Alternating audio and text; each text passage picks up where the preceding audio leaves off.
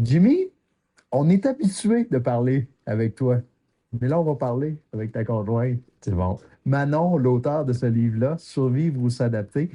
Euh, Pourquoi, Manon, tu penses qu'il fallait raconter l'histoire de ton chum? J'ai comme une voix, j'ai senti que je devais honorer sa grande résilience, son énorme persévérance, sa grande détermination devant tous les défis qu'il se donne, qu'il se met, puis aussi devant le quotidien. Le chéri est très, très résilient, puis je voulais partager aux gens cette grande force-là. Puis je voulais aussi que les gens puissent être sensibilisés à eux aussi, à leur propre force, parce que chacun de nous, on a aussi cette force-là. Je voulais qu'ils se reconnaissent à travers l'histoire de mon chéri. Jimmy, l'accident comme tel, moi, je l'avais jamais autant vécu ou senti que dans ce livre-là. De relire ça, de revivre ça, la souffrance que tu as sentie après avoir été éjecté de ton véhicule. Est-ce que ça revient brasser des choses? Ouais, c'est ça, toujours.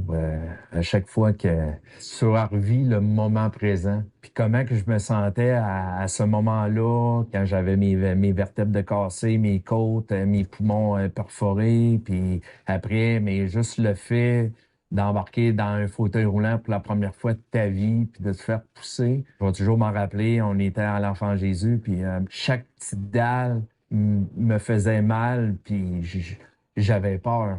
Ça me faisait peur.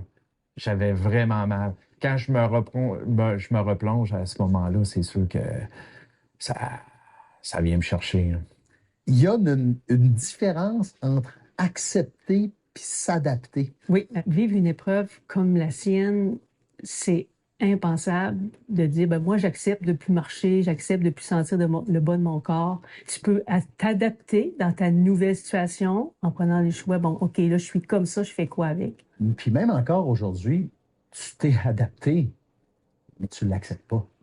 Accepter quoi? Tu sais, je dis tout le temps, j'avais 19 ans, là, et j'étais debout. Puis je faisais ce que j'aimais le plus, jouer au hockey, mettre mes patins, rentrer à l'aréna, la senteur, le jouer au baseball, je faisais toutes mes choses. Je courais, je me sentais, j'allais aux toilettes, je chantais tout. Puis du jour au l'autre jour, le lendemain, t'es paralysé. Quand ça t'arrive, oui, t'as un deuil à faire, mais aussi t'as une responsabilité de dire, mais là, c'est quoi que t'en fais, là? C'est quoi tu fais? C'est, tu t'adaptes, puis tu commences à foncer. Puis oui, je sais que c'est pas facile. Moi, j'ai pris la décision de m'adapter, puis c'est ça qui m'emmène à l'accepter, à accepter ma nouvelle condition.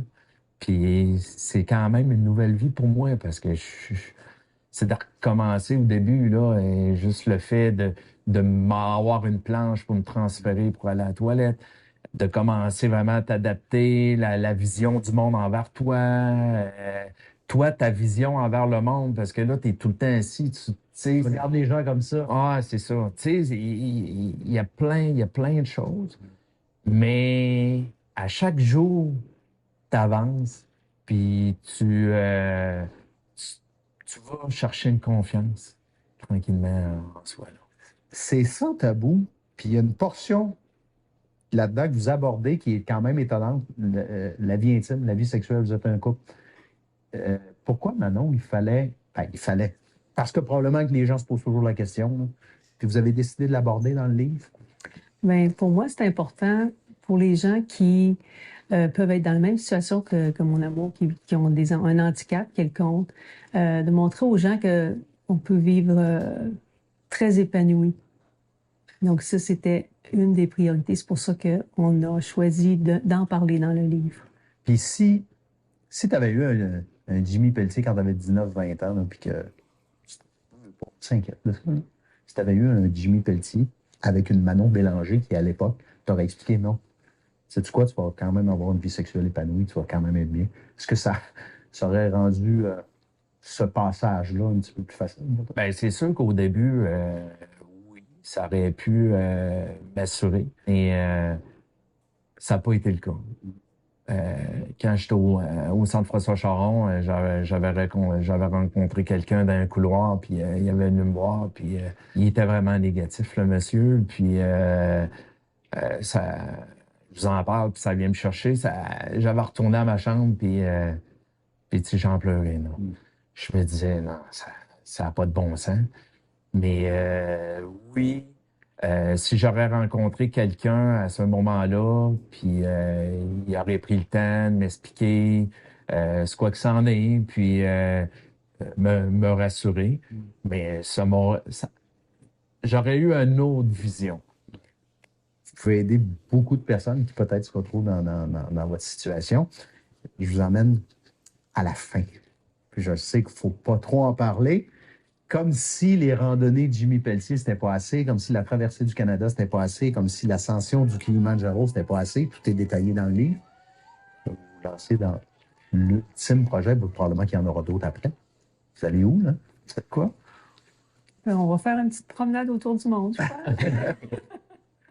Ça m'a appris de travailler sur un projet de tour du monde en vélo, ensemble, juste nos deux, puis pour redonner au suivant, pour redonner pour Adaptavie.